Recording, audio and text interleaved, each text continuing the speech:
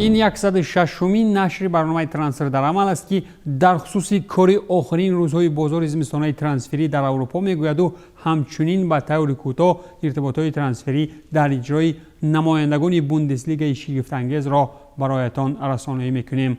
با کل شما درود دوستان عزیز، ما برنامه را آغاز میکنیم.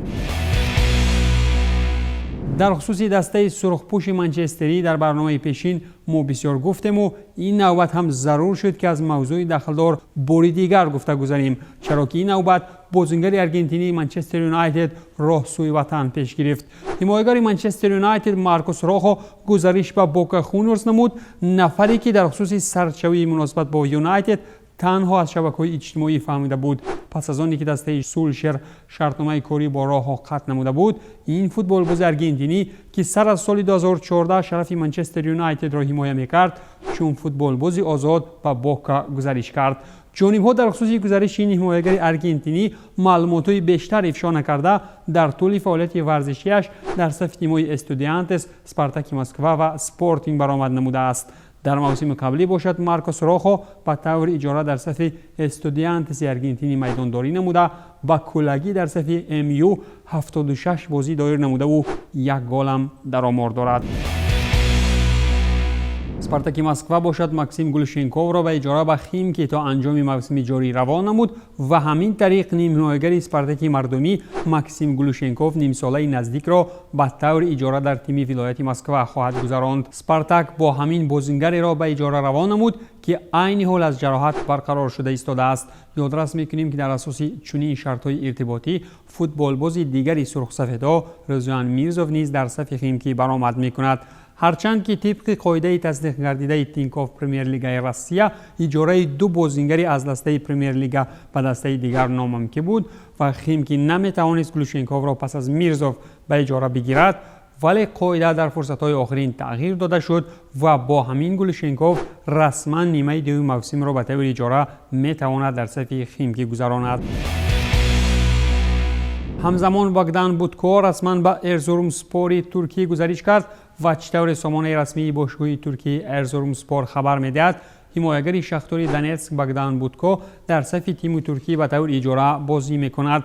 مهلت اجاره این ارتباطی ترانسفری باشد تا آخر همین موسم در نظر داشته شده است. قید میکنیم که در حالت کوهکنها این حمایتگر کناری 64 بازی رسمی گذرانیده، یک گل هم زده است. همچنین بوتکو 33 بازی دیگر در صف منتخب فوتبال اوکراین نیز گذرانیده است. باشگاه اوفا از باشکردستان باشد بازیگر استوک سیتی موریس باور را خریداری نمود، نفری که 1.5 سال در صف روبین میدانداری مینمود.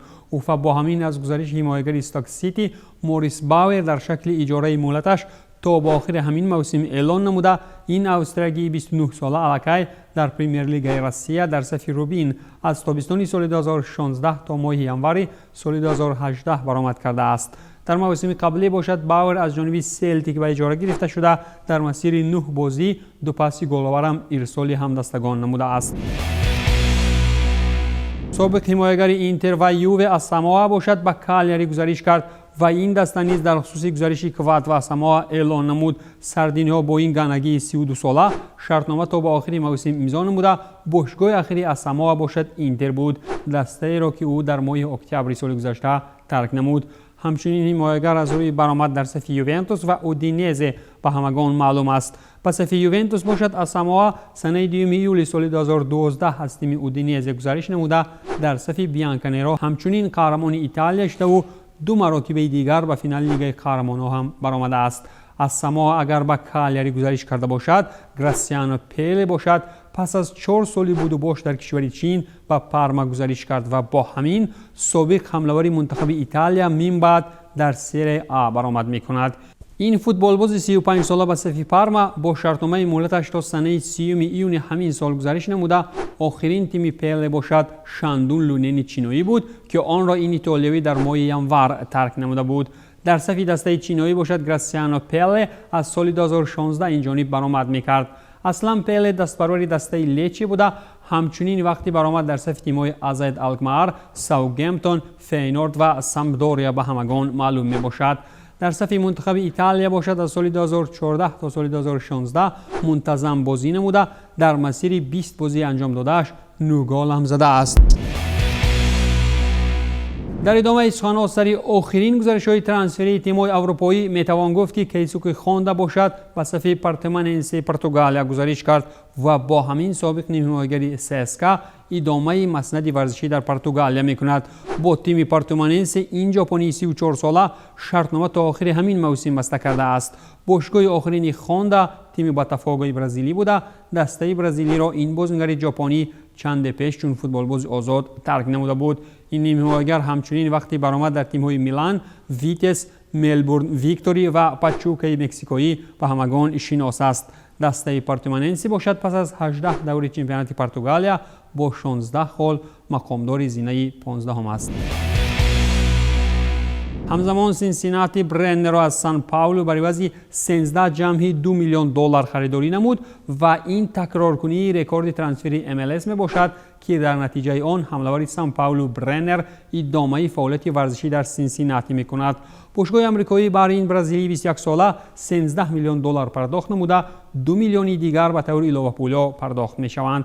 همچنین به جانب سان پائولو 20% از حجم فروش من بعد بازیگر دسترس خواهند بود. اطلاع داده است ESPN. در مجموع به علاوه پولی این رکورد ترانسفری MLS بوده. سال 2018 باشد اتلانتا یونایتد و ایندیپندینت از برای اسکیل بارکوی ارژانتینی 15 میلیون دلار پرداخت نموده بود. از برای برنر باشد در ماه دکامبر آیاکس به جانب سان پائولو زیاد از 10 میلیون یورو پیشنهاد کرده بود. برنر در صف سان پائولو 24 گل و 4 پاس گل‌آور در 56 بازی انجام داده در آمار دارد. بازگشت خدیرا، یوویچ و خونتلر و یا خود بایر چی طور موقع مشکل را محکم کرد؟ با همین سرلوه باری دیگر از گزارش‌های زمستانه بوندسلیگا برایتان میگوییم. روزانه زمستانه ترانسفری در آلمان نیز یک هفته زیاد محکم است و در این بازار زمستانی اصلا دسته‌های پرقوت شدند که برای نجات مبارزه می‌برند، اما با وجود این هم برگشت‌های پرسر و صدا نیز عملی شدند. و شالکه ساعت کلاشیناц و کلاسیان خونتلر برگشتند. فوتبالکاران تجربه‌دار تلاش می‌کنند تا کوبالت‌ها را از غرقشوی شرمنده‌آور به لیگ دوم نجات دهند. در قسمت راست دفاع تاریخ اجاره از وولفسبورگ ویلیام برزیلی گزارش کرد کلین بازیگران الکی در صف دسته گلزنکیرخنی برآمد کردند ولی تا حال از خود مهارتی چشمرسی نشان ندادند.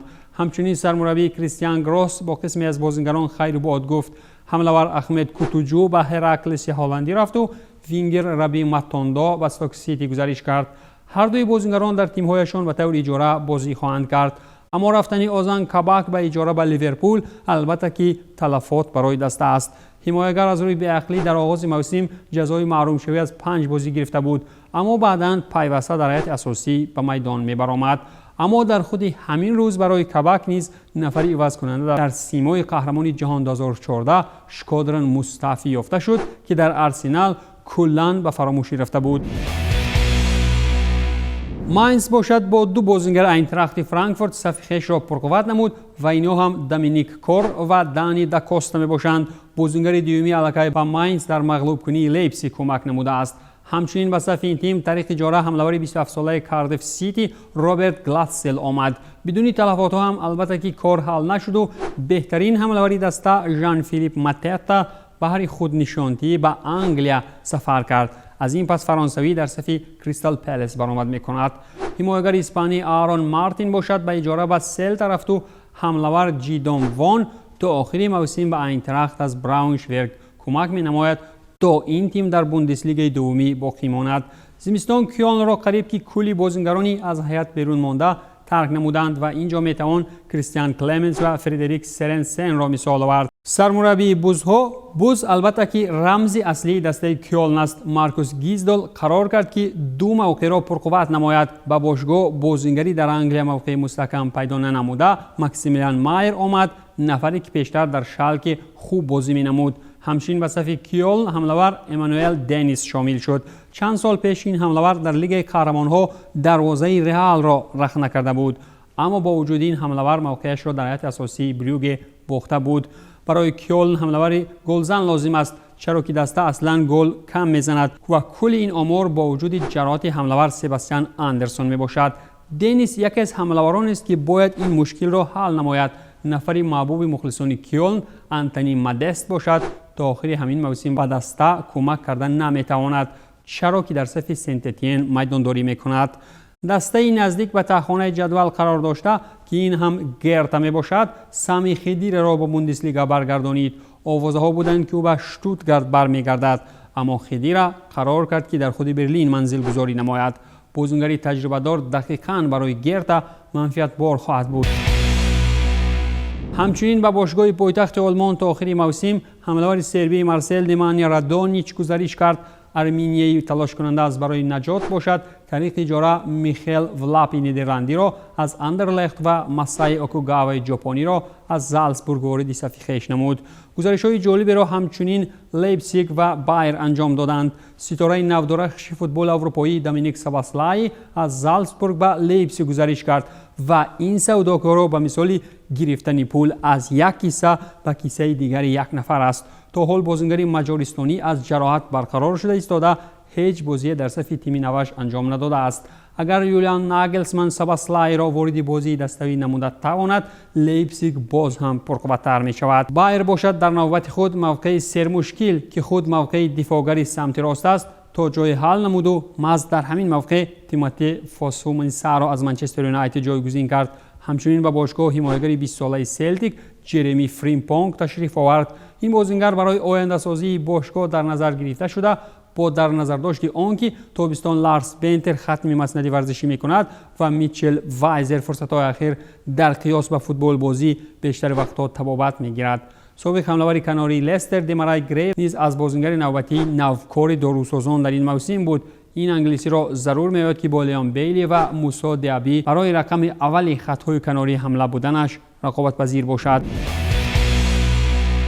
اگر در خصوص باور میونخن حرف زنیم، دسته هانس دیتر فلیک زمستان پرقوت نشد، اگر که البته دیمیتری آبرلین شویتزاری به صف باور دومی را در این راستا حساب نکنیم و کلی گزارش‌های تیم میونخنی تابستان به نقشه گرفته شدند. تا حال باواریا حمله‌آور جوان لیون دایک را به اونیون روان نموده، همچنین باشگاه را نفری در کورس‌های احتیاطی خار شده و این هم حمله‌آور نیدرلندی جاشوا زیرکزی می باشد ترک نمود. این نفر برای پارما بهر نجات حذفشوی از سری آ کمک خواهد کرد. علاوه بر این از باواریا کریس ریچاردز جوان بیرون شد و این نفر تا آخری اجاره در صف هافنهایم میدانداری میکند. دسته مبارز برای لیگ قهرمان‌ها و یا خود وولفسبورگ باشد به اجاره فلیکس کلاوس و عمر مرموش را روان نمود و این بازیگران متناسباً در صف تیم‌های فورتونا و سنت پاولی بازی خواهند کرد.